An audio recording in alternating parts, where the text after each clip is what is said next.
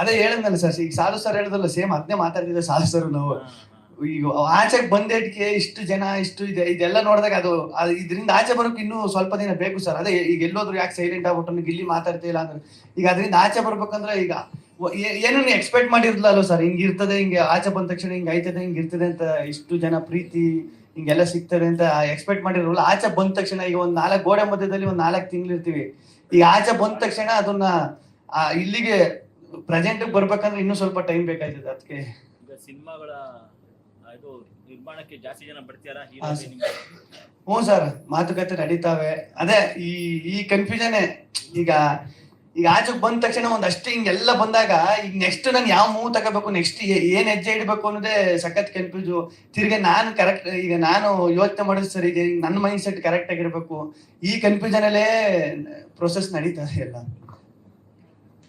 ನಿಮ್ಗೆ ಇದು big boss ಇಂದ ಬಂದ್ಮೇಲೆ ಒಂದ್ ಕಡೆ ನಿಮ್ಮ ಪರ್ಸನಲ್ ಲೈಫ್ಗೂ ಮತ್ತೆ ಇದಕ್ಕೂ ಪ್ರೆಷರ್ ಏನೋ ಇದೆಯಾ, ಒತ್ತಡ ಏನಾದ್ರು?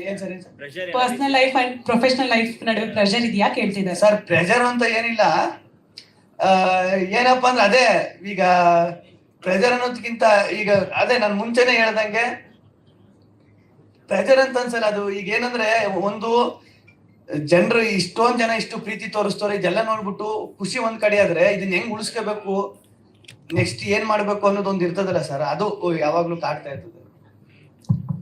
ಓಕೆ, ಯಾವ್ದಣ್ಣ?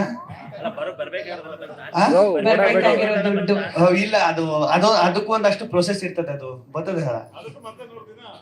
ಇಲ್ಲ 100 ದಿನ ಎಲ್ಲ ಇರಲ್ಲ, ಬೇಗ ಬರ್ತದೆ. ಅಯ್ಯೋ, ನಾನ್ ತಗೊಂಡಿರೋದು ನನಗೆ ಗೊತ್ತಿಲ್ಲ, ನಾನ್ ಜಮೀನ್ ತಗೊಂಡಿರೋದು. ಸೂಪರ್ ಹಿಟ್ ಪ್ರಮೋಷನ್ ಅಲ್ಲಿ ಹೇಗೆ ಇನ್ವಾಲ್ವ್ ಆಗ್ಬೇಕಂತ ಅನ್ಕೊಳ್ತಿದ್ದೀರಾ ಅಂತ? ಅದೇ ಈಗ ಜನರಿಗೆ ಯಾವ ತರ ತಲುಪಬೇಕು, ಯಾವ ತರ ಇದ್ ಮಾಡ್ಬೇಕು ಅದನ್ನ ಪ್ಲಾನ್ ಮಾಡ್ಕೊಂಡು ಮಾಡ್ಬೇಕು. ನೀವು ಎಲ್ಲಾ ಥಿಯೇಟರ್ಗಳಿಗೆ ಊರೂರು ಥಿಯೇಟರ್ಗಳಿಗೆಲ್ಲ ಹೋದ್ರೆ ನೀವು ಆ ಕಡೆ ಅವ್ರ ಪ್ರಮೋಷನ್ ಹೆಲ್ಪ್ ಆಗುತ್ತೆ. ಎಂಟೈರ್ ಕರ್ನಾಟಕ ಎಲ್ಲೆಲ್ಲಿ ರಿಲೀಸ್ ಮಾಡ್ತಾರೋ ಅಲ್ಲೆಲ್ಲ ನೀವು ಅವ್ರಿಗೆ ಸಾಥ್ ಕೊಟ್ರೆ ಸೊ ಒಂದಷ್ಟು ಆಡಿಯನ್ಸ್ ಬರ್ತಾರೆ, ಸಿನಿಮಾಗೆ ಹೆಲ್ಪ್ ಆಗುತ್ತೆ. ಆ ಕೆಲ್ಸಕ್ಕೆ ನೀವು ಫ್ರೀ ಆಗಿ ಸಿಗ್ತೀರಾ ಹೇಗೆ? ಅಲ್ಲ ಸರ್, ಅದೇ ಈಗ ನನಗೂ ಒಂದಷ್ಟು ಕೆಲಸ ಕಾರ್ಯಗಳವೆ, ಕೆಲಸ ಅದು ಇದು ಅದೇ ಕೆಲಸದ ಒತ್ತಡಗಳು ಇದೆಲ್ಲ ಐತೆ, ಅಲ್ಲಿ ಇಲ್ಲಿ ಅಂತ. ಅದ್ರ ಮಧ್ಯ ಯಾವ್ಯಾವಾಗ ಏನೇನು ಅದನ್ನ ಪ್ಲಾನ್ ಮಾಡ್ಕೊಂಡು ಮಾಡ್ಬೇಕು ಸರ್. ಗಿಲ್ಲಿ ಒಂದ್ ನಿಮಿಷ.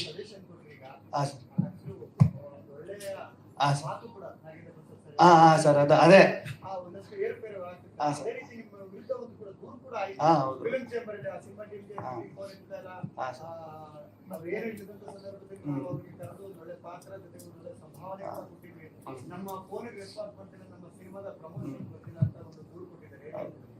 ಹ್ಞೂ ಸರ್. ಈಗ ಆ ಸಿನಿಮಾ ಆಗಿ ನನ್ನ ಪ್ರಕಾರ 2.5 ವರ್ಷ ಆಗಿರ್ಬೇಕು.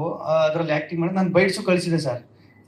ಅಂದ್ರೆ ಬೈಟ್ಸ್ ಕಳಿಸಿ ಎಲ್ಲ ಮಾಡಿದೆ, ಬಟ್ ಅದು ಯಾಕೆ ಹಂಗೆ ಆಯ್ತು ಅಂತ ಗೊತ್ತಿಲ್ಲ. ಪಾಪ ಅವ್ರಿಗೂ ಏನೋ ಮೋಸ್ಟ್ಲಿ ನನ್ನಿಂದ ನಾನು ಫೋನ್ ಎತ್ತಿರಿಗೆ ನನಗೂ ಒಂದಷ್ಟು ಕೆಲಸದ ಒತ್ತಡ ಐತಲ್ಲ, ಅದು ತಪ್ಪಲ್ಲ ಸರ್.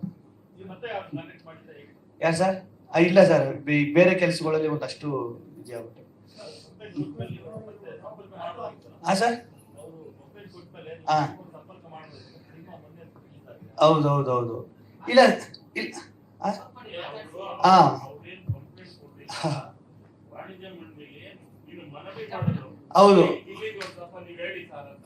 ಹೌದು, ಅದೇ ವಾಣಿಜ್ಯ ಮಂಡಳಿಗೆ ನಾನೇ ತಿರ್ಗಾ ಅದಕ್ಕೆ ಇನ್ನೊಂದು ನನ್ನ ಕಡೆಯಿಂದ ಏನು ಇದನ್ನ ಕೊಡ್ಬೇಕು ಅದನ್ನ ಕೊಟ್ಟೆ ಸರ್ ಅಷ್ಟೇ.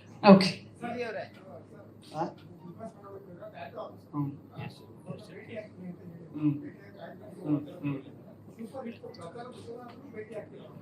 ಇಲ್ಲ ಸರ್, ಮೊನ್ನೆ ತಿರ್ಗಾ ನಮ್ಮ ಚಾನೆಲ್ ಅಲ್ಲಿ ಇದನ್ನ ಒಂದು ಅದಕ್ಕೆ ಅವ್ರನ್ನೆಲ್ಲ ಕರೆಸ್ಬೇಕು ಅಂತಾನೆ ಒಂದಷ್ಟು ಜನರನ್ನ ಕರ್ಸಕ್ಕೆ ಅದ್ರಲ್ಲಿ ಅವರು ಫೋನ್ ಹೋಗಿ ಮಾಡಿದ್ರಂತ. ಅವ್ರೇನೋ ಆ ಟೈಮಲ್ಲಿ ಸಿಕ್ಕಿಲ್ವಂತೆ.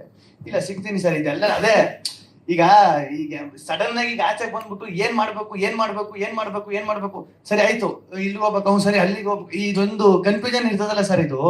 ಅದು ನನ್ನ ಪರಿಸ್ಥಿತಿಲಿ ನನ್ನ ಜಾಗದಲ್ಲಿ ಇದ್ದವ್ರಿಗೆ ಮಾತ್ರ ಗೊತ್ತಾಯ್ತದೆ. ಅದು ಸಾಲು ಸರ್ ನೀಟಾಗಿ ಅರ್ಥ ಆಯ್ತು. ಅವ್ರು ಹೇಳಿದ್ರು ನನಗೆ ಗೊತ್ತು ನಿನ್ ಪರಿಸ್ಥಿತಿ ಏನು ಅಂತ. ಹಂಗೆ ಗಿಲ್ಲಿ ಅವ್ರೆ, ನಿಮ್ ಹೇರ್ ಸ್ಟೈಲ್ ಏನಪ್ಪಾ ಹಿಂಗೆ ಇರುತ್ತಾ? ಯಾಕಂದ್ರೆ ತುಂಬಾ ಸತಿ ಏನೋ ಅದೇನೋ ಬಾಷ್ಪಿ ನೀಟಾಗಿರ್ಲಿ ಅಂತೆಲ್ಲ ಕೊಡ್ತಾರೆ, ನೀವ್ ಯಾಕೆ ಹಿಂಗಿದ್ದೀರಾ? ಇನ್ನು ಸೀಕ್ರೆಟ್ ಏರು ಸ್ಟೈಲು ಹೆಂಗಿದು ಸ್ಟೈಲ್ ಅಲ್ವ ಸರ್? ಇದು ಸ್ಟೈಲ್ ಅಲ್ವ? ನೀವೇನ್ರಲ್ಲ ಏರ್ ಸ್ಟೈಲ್ ಅಂತ, ಇದು ಸ್ಟೈಲ್ ಅಲ್ವ? ಇದೊಂಥರ ಸ್ಟೈಲು, ನಿಮ್ದೊಂಥರ ಸ್ಟೈಲು. ತುಂಬಾ ನರ್ವಸ್ ಆದಂಗಿದೆ ಸರ್ ಮಾತು ಕೇಳಿ. ಸೊ ಏನ್ ಹೇಳ್ತೀರಿ ಸೂಪರ್ ಹಿಟ್ ಬಗ್ಗೆ? ಇಲ್ಲ ಮೇಡಮ್, ಒಂದು ಸಿನಿಮಾ ಪೂರ್ತಿ ಇದೀನಿ. ಈಗ ನನಗೆ ಫಸ್ಟ್ ಈಗ ನಾಯಕ ನಟ ಅಂದಿದ್ದಕ್ಕೆ ಒಂದು ಭಯ ಸ್ಟಾರ್ಟ್ ಆಗ್ಬಿಡ್ತದೆ. ನಾಯಕ ನಟ ಅಂತ ಹೇಳಿದಕ್ಕೆ ನಾಯಕ ನಟ ಅನ್ನೋದಕ್ಕಿಂತ ಒಂದು ಪ್ರಮುಖ ಪಾತ್ರ ಮಾಡಿದ್ದೀನಿ. ಈಗ ಸಿನಿಮಾದಲ್ಲಿ ಈಗ ಇಲ್ಲಿ ಇಷ್ಟು ಜನ ಅವ್ರೆ ಈ ಫ್ರೇಮ್ ಅಲ್ಲಿ ಎಲ್ಲರೂ ಒಂದರ ಒಂದ್ ರೀತಿ ನಾಯಕ ನಟರೆ. ಎಲ್ಲರೂ ಈಗ ಸಾಧು ಸರ್ ಹೇಳಿದ್ರಲ್ಲ 3 ದಿನ ಮಾಡೋದು ಸಿನಿಮಾ ಪೂರ್ತಿ ಇದೀನಿ ಅಂತ, ಹಂಗೆ ಎಲ್ಲರೂ ಸಿನಿಮಾ ಇದು ಟ್ರಾವೆಲಿಂಗ್ ಕಥೆ ಆಗಿರೋದ್ರಿಂದ ಟ್ರಾವೆಲಿಂಗ್ ಸಬ್ಜೆಕ್ಟ್ ಆಗಿರೋದ್ರಿಂದ ಎಲ್ಲ ಟ್ರಾವೆಲ್ ಆಯ್ತೀವಿ ಈ ಕಥೆಲಿ. ಅದರಲ್ಲಿ ವಿಜಯನಂದ್ ಸರ್ ಕರೆದುಬಿಟ್ಟು ಈ ತರ ಒಂದು ಪಾತ್ರ ಅಂತ ಹೇಳಿ ಆ ಪಾತ್ರ ನನ್ನ ಕೈಯಲ್ಲಿ ಮಾಡ್ಸೋದು ನನಗೆ ಸಖತ್ತು ಖುಷಿ ಆಯ್ತು. ಆಮೇಲೆ ಅವ್ರದ್ದು ಇಲ್ಲಿ ನೋಡ್ಬೇಕು, ಸಖತ್ ಖುಷಿ ಆಯ್ತು. ಆಮೇಲೆ ವಿಜಯಾನಂದ್ ಸರ್ದು ಒಂದು ಸ್ಪೆಷಾಲಿಟಿ ಏನಂದ್ರೆ ಡೈಲಾಗ್ಸು ಅದು ಸ್ಪಾಟ್ ಅಲ್ಲೇ ಹಿಂಗ್ ಬೇಡ ಹಿಂಗೆ ಅಂತ ಹಂಗೆ ಚೇಂಜ್ ಮಾಡಿ ಅದು ಪಂಚ್ ಆಗೋ ತರ, ಸುಮ್ನೆ ಡೈಲಾಗ್ ಬರಲ್ಲ, ಪಂಚ್ ಆಗೋ ತರ ಡೈಲಾಗು ಅದನ್ನ ಸ್ಪಾಟ್ ಅಲ್ಲೇ ಹೇಳಿ ಇಂಪ್ರೂವೈಸೇಷನ್ ಮಾಡೋದು ತುಂಬಾ ಕಷ್ಟ. ಅದನ್ನ ವಿಜಯಾನಂದ್ ಸರ್ ಮಾಡ್ತಾರೆ, ಸಖತ್ ಖುಷಿ ಆಯ್ತು. ನಮ್ಮ ಗೌರವ್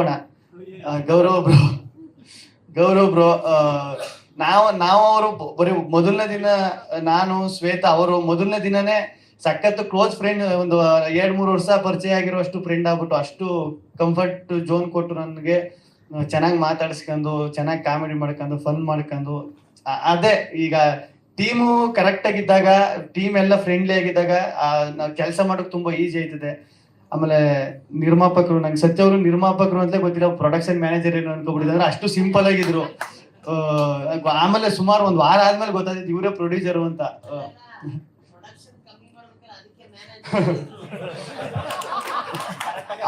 ಅವ್ರ ಎಷ್ಟು ಸಿಂಪಲ್ ಅಂದ್ರೆ ಟಿಟಿಲ್ ಬಂದು ಇಳಿತಾವ್ರೆ, ಟಿಟಿಲ್ ಪ್ರೊಡ್ಯೂಸರ್ ಅಂತ ಇಲ್ಲ ಸರ್ ಅದು ಅರ್ಜೆಂಟ್ ಅದಕ್ಕೆ ಬಂದ್ಬಿಟ್ಟೆ ಕಾರ್ ಹಿಂದೆ ಬದೈತೆ ಸರ್ ಅಂತ, ಅಷ್ಟು ಸಿಂಪಲ್. ಸಖತ್ ಖುಷಿ ಆಯ್ತು. ಆಮೇಲೆ ಸಾಧು ಸರ್ ನಿಜವಾಗ್ಲೂ ಈಗ ಅವ್ರು ಹೇಳ್ತಾರಲ್ಲ, ಅವ್ರ ಅನುಭವ ಒಂದಷ್ಟು ಹೇಳ್ತಾರೆ. ಇಲ್ಲ ಕಣೋ ನೀವೆಲ್ಲ ಹುಡುಗರು, ನೀವು ನೆಕ್ಸ್ಟ್ ಡಿಸಿಷನ್ ತಗೋಬೇಕಾದ್ರೆ ಕರೆಕ್ಟ್ ಆಗಿರ್ಬೇಕು, ಸಿನಿಮಾ ಫೀಲ್ಡು ನಿಮ್ ಹೆಜ್ಜೆ ಕರೆಕ್ಟ್ ಆಗಿರ್ಬೇಕು ಅಂತ ಅವ್ರ ಅನುಭವಗಳು. ಆಮೇಲೆ ಅವ್ರದೊಂದು ಸಖತ್ ಇಷ್ಟ ಆಗೋದು, ಅವರು ಹೋಗಿರೋ ದೇಶ, ಸುತ್ತಿರೋ ದೇಶ, ಈ ದೇಶಕ್ಕೆ ಹೋಗ್ರಿ, ಇಲ್ಲಿ ಇದು ಸ್ಪೆಷಲು, ಈ ಜಾಗಕ್ಕೆ ಹೋಗ್ರಿ, ಸುತ್ತಬೇಕು ದೇಶನ, ಏನಾಯ್ತ ಜೀವನದಲ್ಲಿ ಸುತ್ತಬೇಕು, ತಿರುಗಾಡ್ಬೇಕು, ಅದೆಲ್ವ ಲೈಫ್ ಅಂತೆಲ್ಲ ಅವರು ಹೇಳೋದು.